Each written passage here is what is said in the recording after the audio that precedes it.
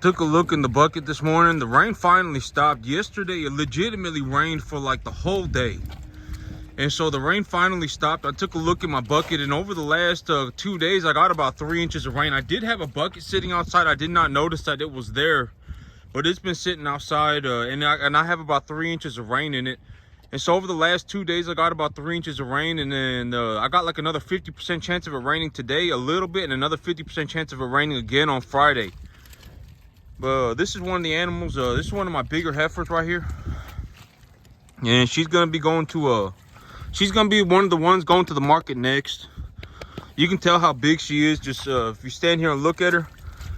I wouldn't say she's okay. So me, when I look at an animal, you know, if I'm gonna grade them on a USDA score of 1 to 9, if you just look up on Google what is a USDA cattle grade, the cattle grading scale, if you go on the internet, just go on Google and you look it up, the USDA grading scale, I mean, that is it right there. It's a scale from 1 to 9, 1 being extremely malnourished and 9 being extremely obese. I look to keep my animals at about a 6, because when these animals are growing, right, when these animals are growing, about the first 16 months of their life, if you just look up a frame score chart, if you go on Google and just look up frame score, cattle frame score, there will be a frame score. The frame score is just like height for people. Like, some people are 6 foot tall, some people are 6'5" tall, some people are 5'5" tall. Frame score is the same thing. And so when I look up a frame score, but that's a good look at her from you can see her whole body. I would say she's about a 6, right? She's obviously not skinny, but she's not like morbidly obese. Maybe she's getting borderline 7. So she maybe she's about 6.5 or so. She's obviously fat, and she's obviously she is very thoroughly developed, right? And so the frame score, it's essentially just the weight of the animal, depending on how long their back leg is. And so the frame score, if you look at the chart for the frame score, cattle grow the most in terms of their height. They grow the most in about the first 16 months of their life. So the first 16 months of their life, they're growing taller very quickly. And after about 16 months, their height starts, the amount of height, how would I say it, they don't get much taller very faster after 16 months. So after about 16 months, about 80% of their height has been grown. They're not going to get much taller much faster. So after about 16 months, just like people, right? People, when they're young, they grow very fast. They get taller much faster, and then after a certain point, they start kind of slowing down.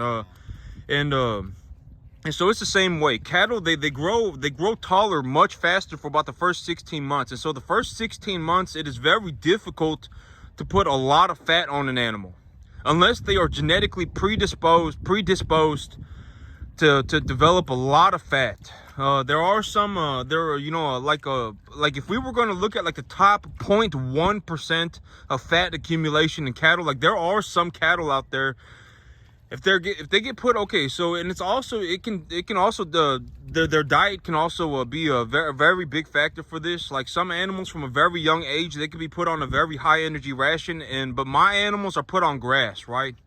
My animals are put on grass for about 90% of their diet. I give them about 1 bag of feed every other day. So I give them about 1 bag of feed every other day. So every 2 days, I go through about 15, maybe 20 bags of feed a month. And so I give them 1 bag of feed every other day, and then the rest of their diet is essentially just grass. I've given them a little bit of a cornstalk bale just because well, they've actually taken a liking to it, and they've actually started eating it a little bit. But you know, most of their diet is grass, and so these animals, when these animals are mostly being fed grass.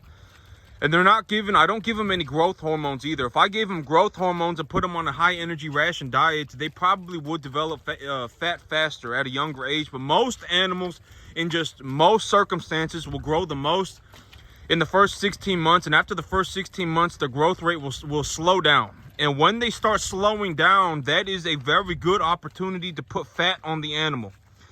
Because when these animals are this small, even if they get fat, they're just going to get taller. They're going to get taller. We're going to go back there and take a look at the grass today. I can actually see the grass already coming back in the front yard. And it's supposed to stay pretty warm for the next week. The grass in the front is already almost an inch tall. And so my grass, you know, it's growing in very quickly. I would actually say that there's too much water on the field right now for the, and there's not enough sunlight for the grass to grow properly. But it is definitely growing back. And we can go and take a look. I also know that the grass is growing back because when I look at my driveway, my driveway, grass always germinates in my driveway. And then anytime something happens, it just dies. And so I know that the grass is growing. Oh man, it's gonna be a little bit mucky trying to go into the back. Yeah, I don't know if I can make it. My boots are getting stuck in the soil. But I'm gonna see if I can find a dry spot and walk across the dry spot. But the grass is already germinating in my front yard, in my driveway. And so that grass, when it germinates in my driveway, that means the grass is growing. And so I got plenty of grass in the back, so I don't know if I'll be able to make it all the way to the back because I think the soil is too mucky. But I do have a lot of grass. And so when I run my numbers right, like when I look at my field and I objectively collect data on my field, I probably have enough grass on my field. I mean, animals this size. Oh, I only got 20 of them right now. I could probably objectively, right? Like if I were just not going to consider anything but the facts. Like if I were just gonna look at my numbers and say I have this much biograss accumulated per acre of field, yeah, I don't think I'm gonna be able to make it. It's too mucky. Yeah, my feet are getting stuck all over the place. My feet are already starting to cramp. And I'm sinking like 6 inches into the soil every time I take a step. Here's a dry spot. I'm gonna stand here. But if I were to look at my field objectively, regardless of opinions, right? And just forego any sort of anything except for the data. Okay, I am accumulating this much biomass per acre on my field. I have this much biomass per acre on my field as of right now. My grass is in this stage of development. And it is, over the last week, I've put, 50 pounds of nitrogen on my field. Over the last month, I put 75 pounds of nitrogen on my field and 30 pounds of potassium. If I were to look at the data objectively and just not consider anything else, just look at the data, on this 10 acres, I probably grow enough grass to feed like well, right now, because the grass had died, the grass has died and it's growing back, and y'all can actually see that it's growing back, but it's about this tall. It's about an inch tall. So as of right now, maybe I could feed 40 animals. But when this grass has grown, maybe when it's about 6-7 inches tall, that number goes up because, okay, so grass, plants, that you got to remember, plants grow proportionally, right? Plants grow proportionally. The larger a plant is, the more capacity it has to obtain resources. And so, like when I look at a piece of grass, right, and I were just gonna say, what is this grass doing, right? This grass is the sunlight is going through the plant material, and when the sunlight goes through the plant material, it interacts with the cell called the chloroplast. And when the sunlight interacts with the cell called the chloroplast, the plant actually produces its own sugar, and sugar acts as energy in the plant. And so when the plant has energy, it then creates a massive chain reaction. And so the plant is obtaining minerals through the soil via its roots. It's obtaining carbon dioxide gas via its plant material. And when the sunlight goes through the plant material, it interacts with the chloroplast and introduces energy into the plant material. And when the energy is introduced, all the minerals and all the carbon that the plant is accumulating then has a massive chain reaction, and the plant material is created, right? That was what, if I were to objectively look at my field, I'm not going to sit here and go, oh my God, fairy dust is growing my grass, and good intentions are growing my grass, because good intentions and fairy dust are not growing my grass. What is growing my grass is an interaction between minerals, gases, sunlight, energy, cells. That's the stuff that's actually growing my grass. And so I'm gonna see if I can. I don't know if I'll be able to walk back any further. Yeah, because right here's the worst. Right here. Usually this is the worst spot for my field. But let me see if I can get into the back. And but if I were to look at things objectively, that is the reality of the situation for what is happening on my field. And when I consider how much biomass I am accumulating on my field, and you also got to remember, a big part of farming is I don't just grow grass and I don't just run cattle. I also run a business. And so it's like I got to consider the numbers too. And so here is the reality of my numbers right now, right? Oh, here's a nice little dry spot. I'm gonna kick the mud off my boots real quick. Okay, so right now, I spend about $700 a month to raise about 20 cattle, right? And that comes out to be about $35 an animal. And I have a massive excess of resources. The grass that I am growing, but you can tell, well, if you look at the grass, you can tell that it's growing back, but it's growing back, and it's growing back. But I have, okay, so for $700 a month, I got 20 cattle, right? If I'm going to consider the business aspect of things, for $700 a month, I have, I am running 20 cattle. And for that $700 a month, I have a massive excess of resources. I have so much grass left over that the animals are not able to harvest it, not even close, right? I could probably triple my animal density and I still would not run out of grass.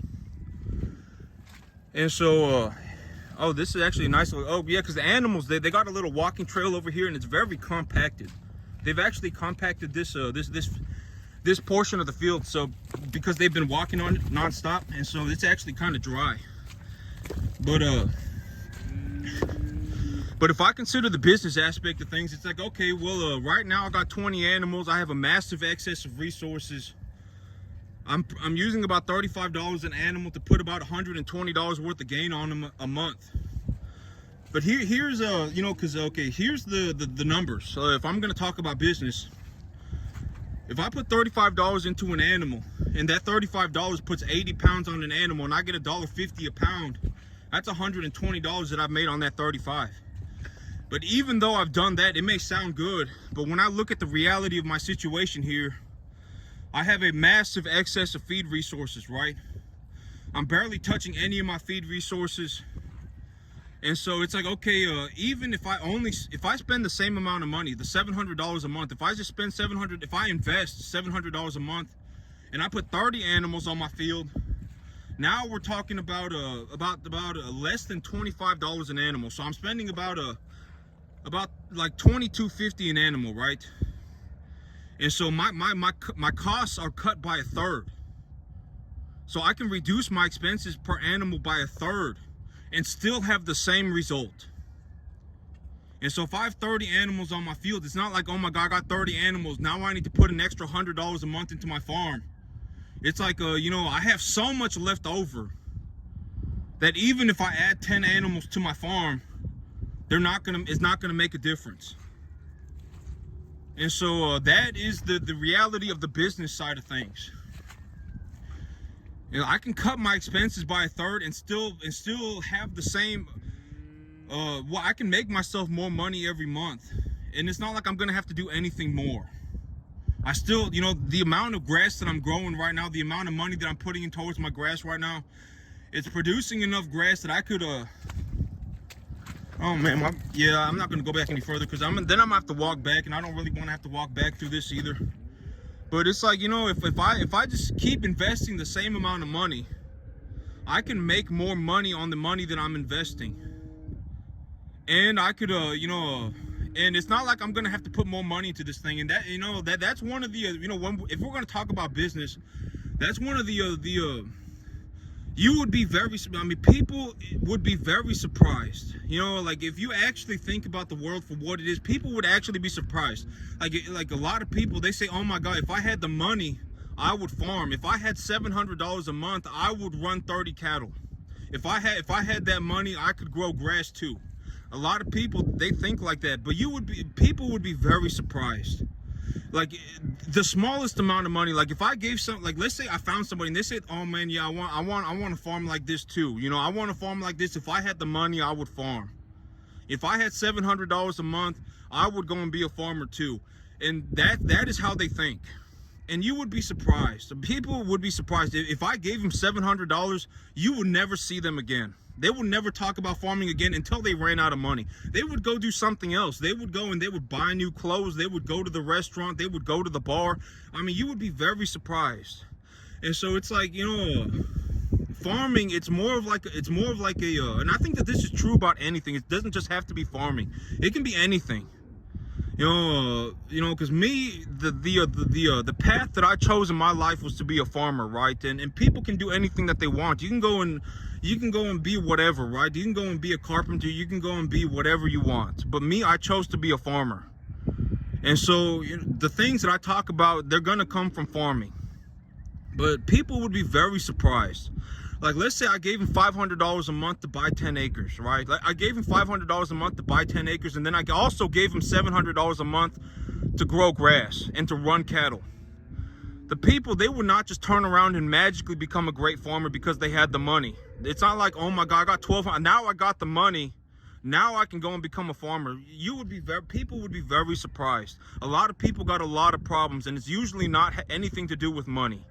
Like, there are a lot of people, if I gave them $1,200 a month, you would never see them again. They would literally vanish. They would be at the restaurant.